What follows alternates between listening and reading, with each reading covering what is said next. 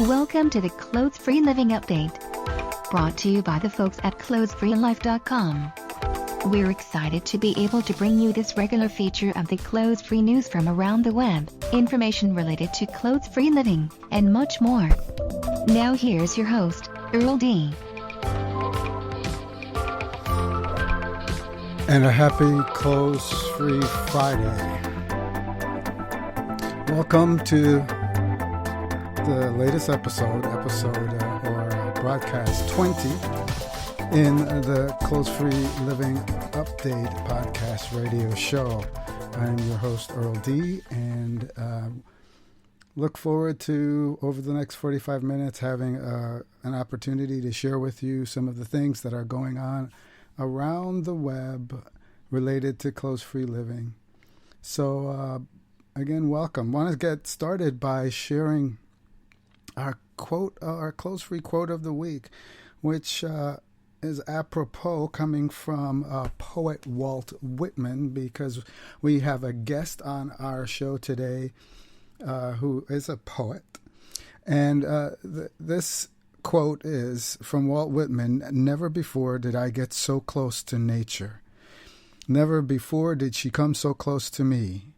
Nature was naked and I was also. Sweet, sane, still nakedness in nature. Ah, if poor, sick, prurient humanity in cities might really know you once more. Is not nakedness indecent? No, not inherently. It is your thought, your sophistication, your fear, your respectability that is indecent.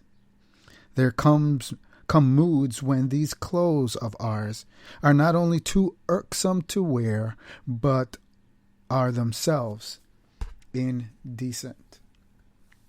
I think that's a fantastic quote, and wanted to share that with you because we're going to be talking today on this broadcast about how we can be effective at normalizing clothes-free living.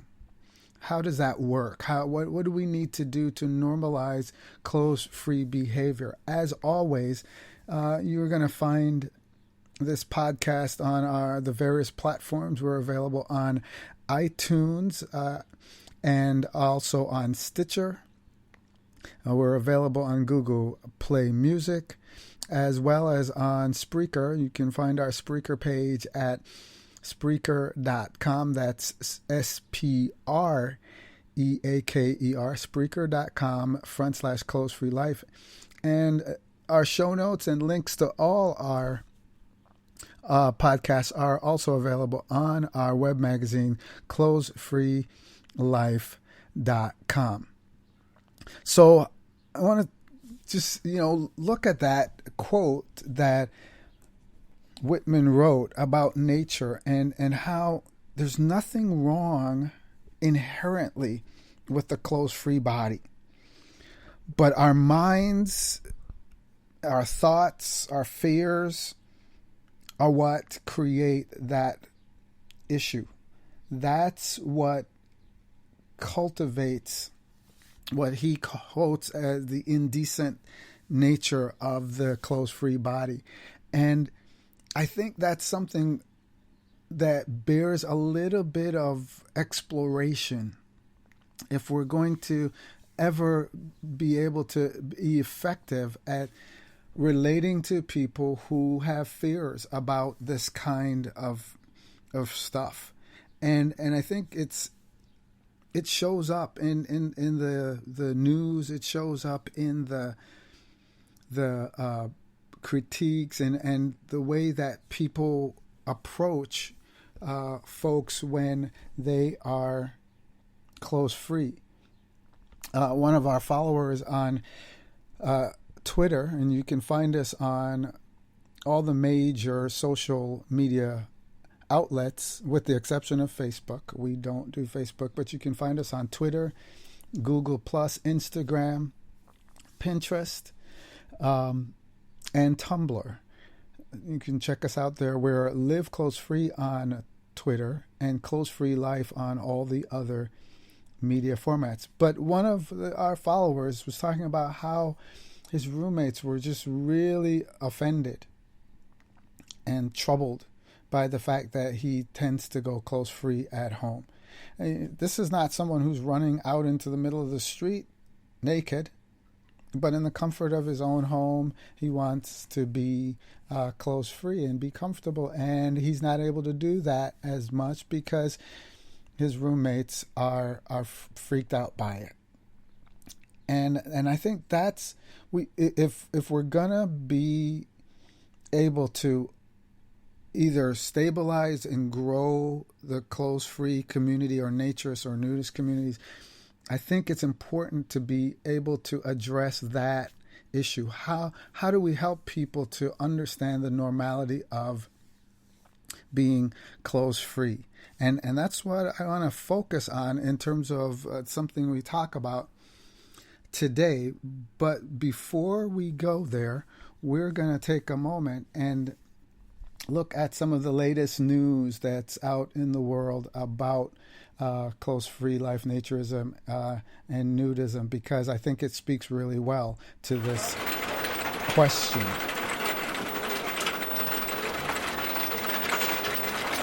So what's going on in the world in terms of news? The biggest thing that's out there right now that's been picked up by almost a bunch of mainstream news outlets is a production of Shakespeare's Tempest that was done by a group, and their name is it's a long name.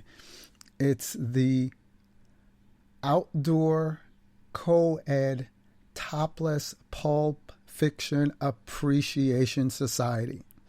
And these are some folks based in New York that regularly take advantage of New York's law that allows toplessness. And they go out and basically they have a book club that goes out and hangs out topless. And it's mainly women. There are a few men who they invite from time to time, but they do this in various locations around New York City, indoors most of the time in the winter time, and then outdoors in local parks and so forth in New York. And they came up with what I thought was a brilliant idea to put on a play by Shakespeare, The Tempest, in New York City's Central Park. And they did it primarily, the actors were in costume, in a sense, nude, in that the nudity was not prurient or just kind of shoved in there. It fit very well in the play. And their choice of a play, their choice of how they were going to do that, it was really thought through. And they didn't just throw nudity out there. They didn't just say, oh, we're going to get naked and do a play. They thought about the play that they were going to do. They picked one that they could adapt to a shorter format, smaller cast. And then they, it fit well, because if you're familiar with the play, it's about some people who are abandoned on an island.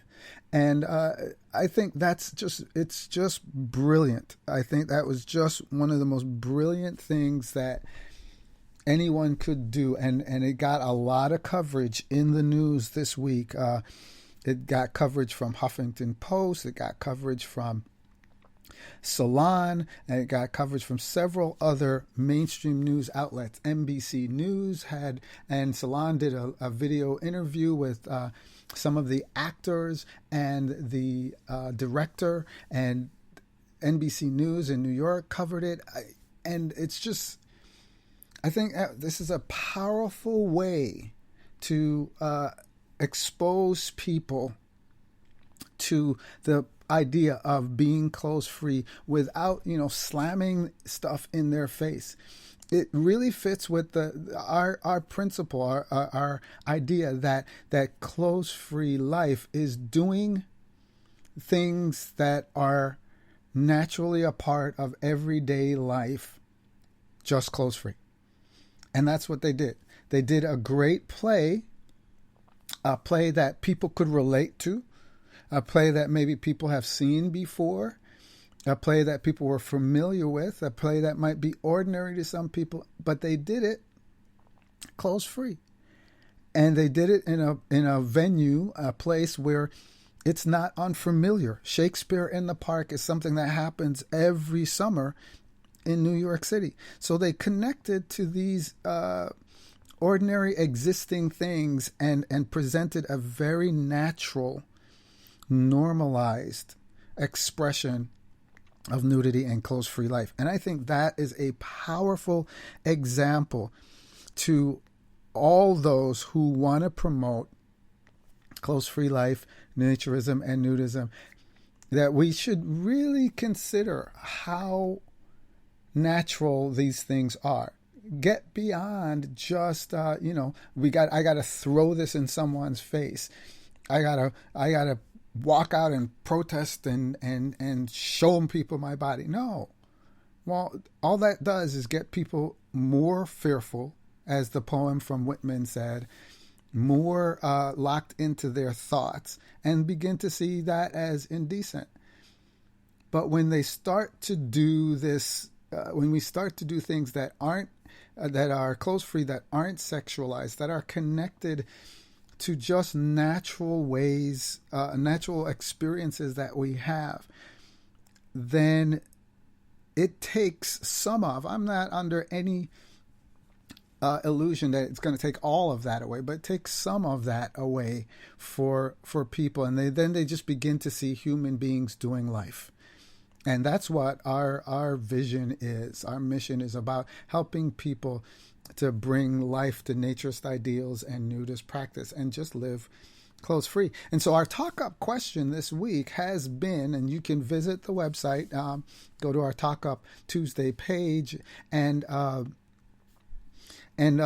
share your opinion, share your thought, take the poll there. Our Talk Up question came from a quote from the director who said that it wasn't doing nudity for shock value.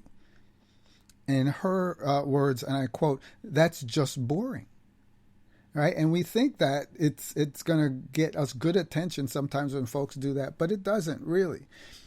It really turns out to be kind of boring. And that was our question this week. And some of the results so far to our poll is nudity for shock value boring. 37.5% of the respondents have said it is boring and ineffective. 20.83% say they don't know. 16.6% say it's exciting. 12.5% say the shock value is good to promote normalizing nudity, something that clearly we don't agree with at clothesfreelife.com. And 12.5% of the folks say they don't know. But so it would seem that the majority, a good majority, don't think that the shock value aspect of nudity is particularly helpful in promoting clothes-free living. And we agree. That's why we're promoting and encouraging things that are about life. And we're hopeful that we're going to have two of the people, the producer and the director of that clothes-free Shakespeare play The Tempest, on the show in a future episode. We're just working out the final details right now. And we're hoping to have them on the show to just share some of this perspective, because I think it's really important. And that's what we're hearing from people who are really making a dent, whether it's Tondu, who and his bare body freedom movement, or Gingerbread with her bare-chested advocacy, or Cleo from Topless Topics. They're all saying it's not about creating shock value. It's about helping to normalize things that we have in our society become overly that we've made them overly sexualized and overly sensationalized. And I think that's a powerful message that I hope people in the naturist and nudist community, and especially the folks who are online who, I don't know if they know it or not, but they do a lot to represent what people think this is all about. I hope they listen to that and hear that. And that was our biggest news thing that we wanted to highlight for you this week. In a moment, we'll talk about some of the other things happening around the web.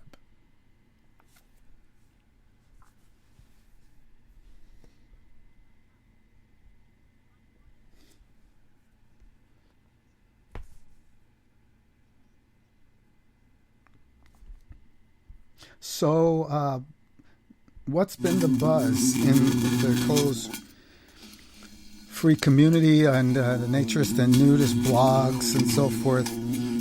I'm really think I like the direction that I see some folks taking a voice and moving in when it comes to what they're posting and what they're thinking about. And at least one blogger on Tumblr has taken our call to do more than pics to heart and is transforming, in his words, his blog to be more expressive of his clothes-free experience and not just reblogging pictures of other people or of unknown women. And that really, I think, is heartening that hopefully some folks are taking that to heart. And there are a couple of other things that came to our attention in the blogosphere. One is was an African-American woman who posted a vlog on YouTube talking about helping African-American people to understand that nakedness or nudity is not abnormal to their heritage. And we reposted that on the website. And so I want to take a look at that. And then another woman, African-American woman, posted a response to that with regard to nudity. And then there's a new blogger on Tumblr, a woman who has been doing naked Q&As. Her name is Sarah Ann, and she's been posting these Q&As and just answering questions about her own life. What kinds of video games does she like? What's her favorite kind of ice cream? Things like that. And those may seem like really silly things, but her intention behind it, as she says it, is to have people see that a nude, clothes-free woman doesn't have to be a sexual thing. And I think that's an interesting new entry into that whole space of vlogging and doing things that are ordinary, a part of ordinary life, and sharing your ordinary life experience. Also came across another very cool video vlog site on Vimeo, and it's from the folks, some folks up in Canada, the Okanagan Naturist Association, and they've been posting some very cool vlogs and videos of some of their experiences at their park, at their beach, and other places in Canada. They have a clothing optional. It's not an official, but it's unofficial clothing optional beach at 3 Mile Beach in Canada. I think that's in the western part of Canada. And so that's really interesting and cool to see that kind of stuff emerging. And just seeing folks talking about and expressing naturism in an kind of as an expression of ordinary life rather than it being something sensational or something confrontational. And I think that's really the key to normalizing clothes-free living and nudity, simple nudity, not nudity that's meant to titillate or nudity that's meant to sensationalize or sexualize a woman. The other thing we have on our show today I'm excited about is that we have in April, which is National Poetry Month, we had our fourth annual poetry contest, clothes-free poetry contest. And the theme this year was the body as poetry. And our winner was writer, author, documentarian, poet Anthony Crowley, who's from the UK, and the host of our Clothes Free Life poetry contest, Anthony Hart, had the opportunity to sit down with Anthony and interview him for the show today. And so we want to play that interview for you. And she interviewed him and spoke with him on Skype a few days ago. And I think you'll enjoy this interview. So I'll turn it over now to Anthony Hart interviewing by Skype Anthony Crowley, winner of the 2016 poetry contest at Clothes Free Life, with his poem Solar Angel. I'm Anthony Hart, and here with us today is Mr. Anthony Crowley, who provided such a beautiful piece during the Clothes Free Poetry Contest this year, and apparently a piece that just blew everyone away. Many people responded quite positively to it, and so we're so excited to have the opportunity to talk with him and just hear straight from the creator himself sort of his motivation behind the piece, and hear him read the piece and a few other things just to get a sense of who he is. So Anthony, thank you so much for joining us today. Thank you, Anthony. It's a pleasure to be here. In a few words, could you share with others just a little bit about yourself? I'm an award-winning author and poet. I started mainly writing horror-themed genres professionally the last few years. I initially started writing from the age of 6, and I just always wanted to do it ever since that moment. Mm-hmm. But now I'm taking things further. I don't just write stories or books. I'm now focusing towards filmmaking and script writing. That's great.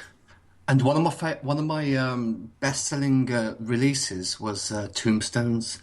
When that initially came out, I think it was March 2013. Mm-hmm. It was just instantly so popular. The response and feedback was amazing. Mm-hmm. I called that book Tombstones because the verses inside the book that was like sacred to me, and I wanted them to be kept locked away inside. And it was just because poetry is a way of expression, and I thought that would be perfect for that collection. But it's quite dark, a lot of the verses in that book.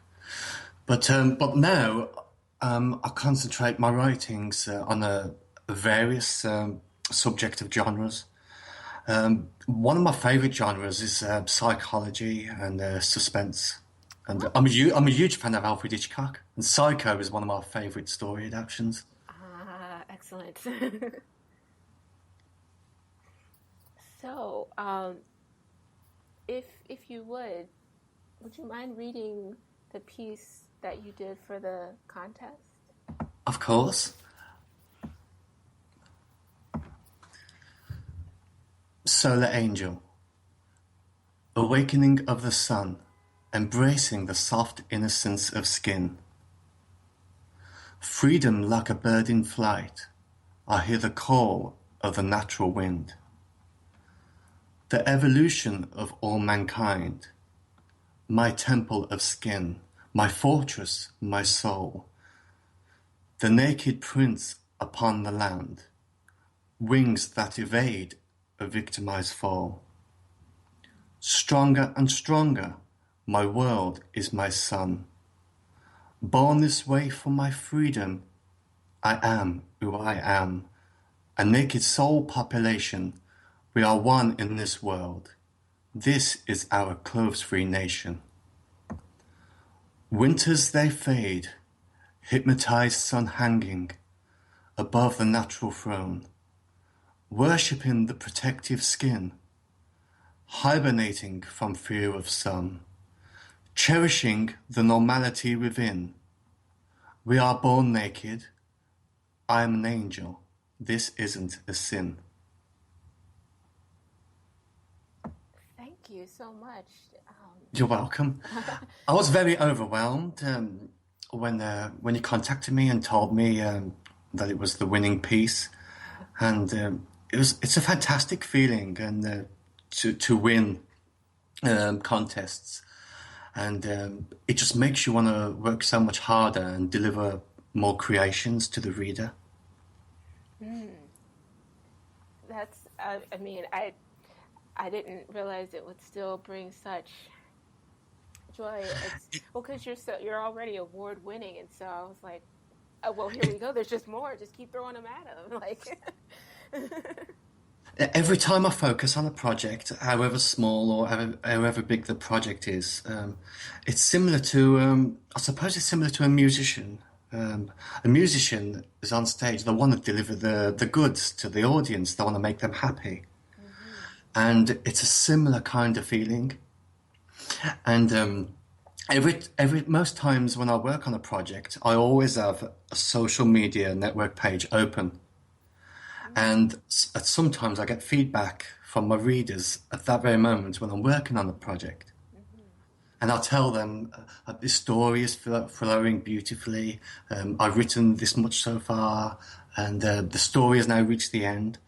And to get the feedback, the response from the audience, it's just a wonderful feeling, and you just consume their appreciation and their admiration for you, and you just absorb it, and it just makes you want to go even further and enhance your creative mind and your outlook on things.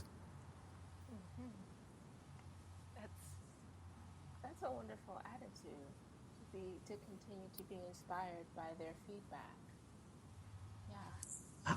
I felt like that when I was at school as well, when I was growing up in middle school, junior school, and but when you're at school, you're obviously restricted in what you can do because you have a set curriculum of subjects, don't you?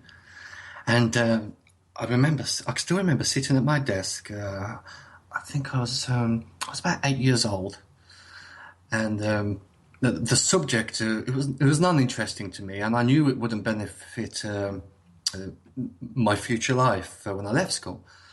And I was like, because I used to write a lot of lyrics and poetry even back then, and I just started writing, and the teacher said to me, "Anthony, please leave that alone, whatever you're doing, and concentrate on the subject." And at that moment, I could not wait till I finished school.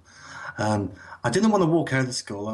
I just thought I knew I had to carry on because there were some subjects I was interested in, the social aspect too,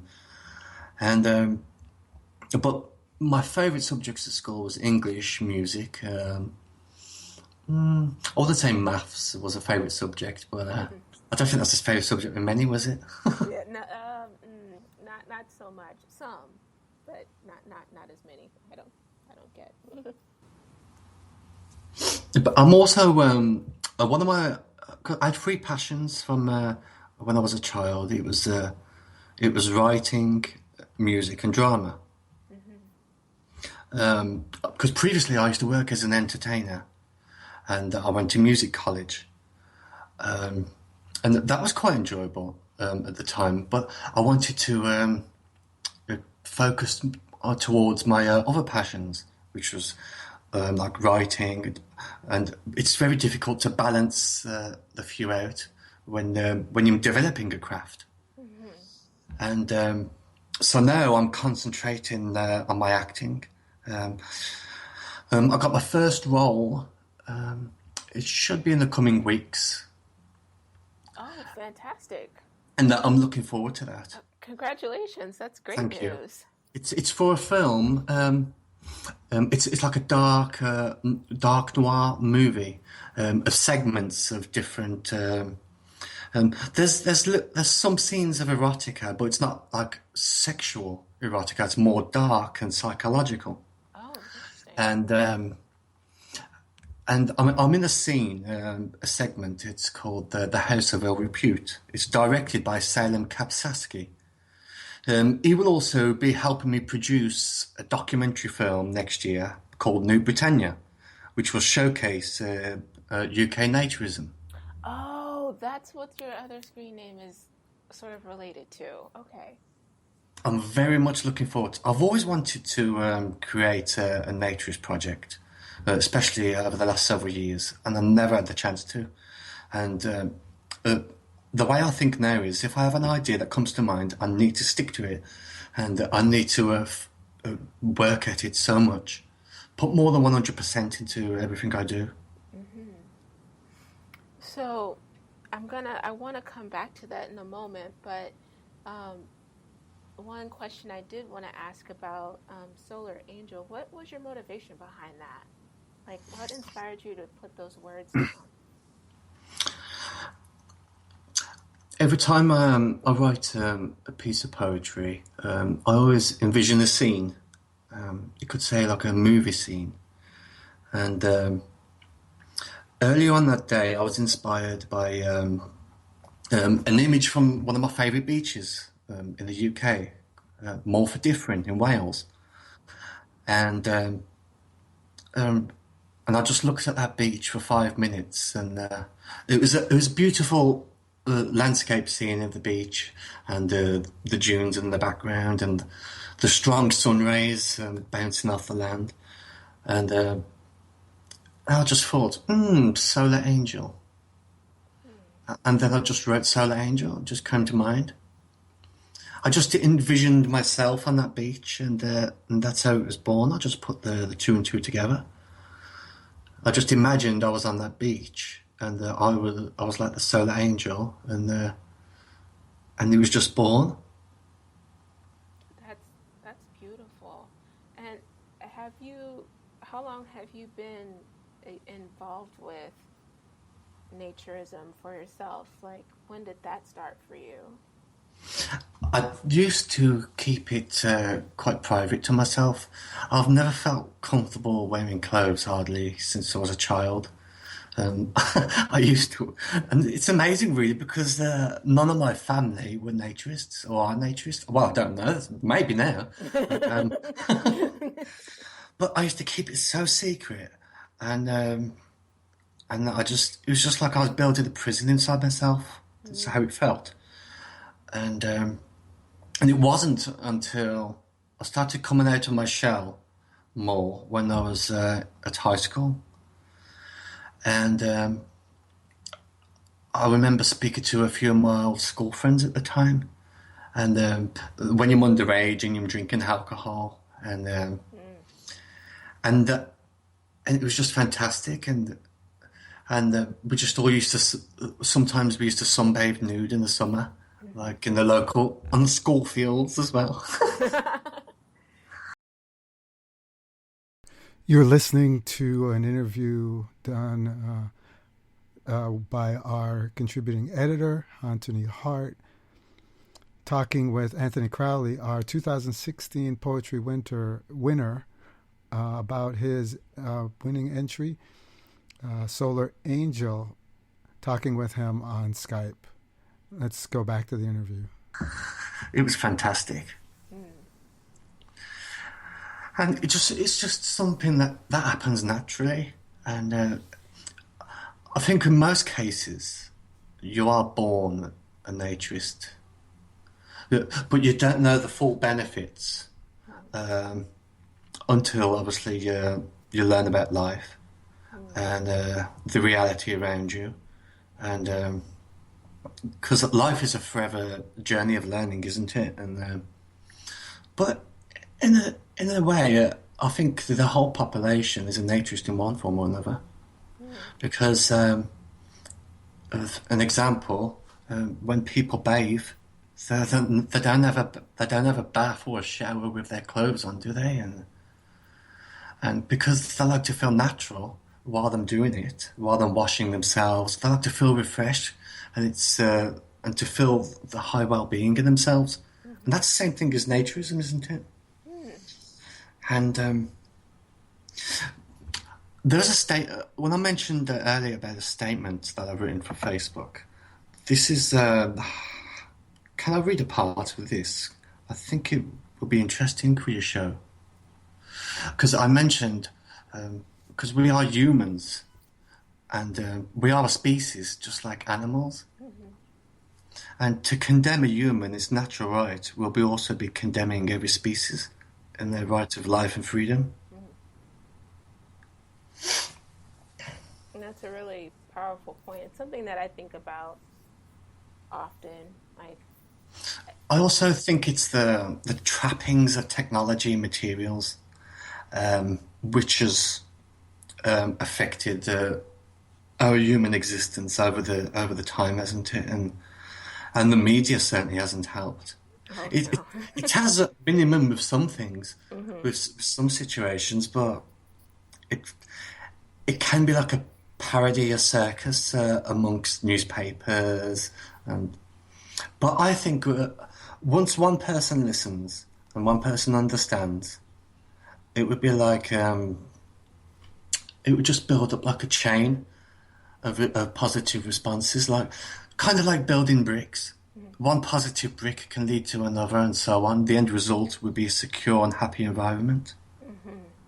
And I think, and the same situation goes for race, gender, religion, disability.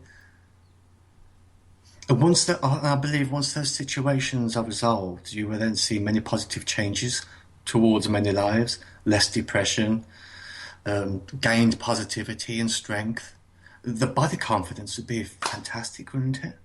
it would. It would. And tomorrow is a long way off, and positive changes really should be today, shouldn't they? Yeah. So I want to we have a few more minutes left, and I wanted to come back to your mention of Nude Britannia. Could you share a little bit about that again? Of course. New Britannia will be a journey around the various clubs and nude-related events around the UK and Wales and Scotland. It would be like a road trip of meeting important people within naturism, and whether it's to do with the creative arts, photography, or if they're promoters in themselves. And I'll be visiting the various locations of beaches, and it would just be showing the world that how perfectly normal and wonderful naturism is. Fantastic. It sounds like a really exciting and wonderful project, and we're going to be following you along on that journey as much as you Wonderful. share about it. We'll probably want to do another talk. A couple of the guests are Charlie Simmons from Power Photos Film Productions.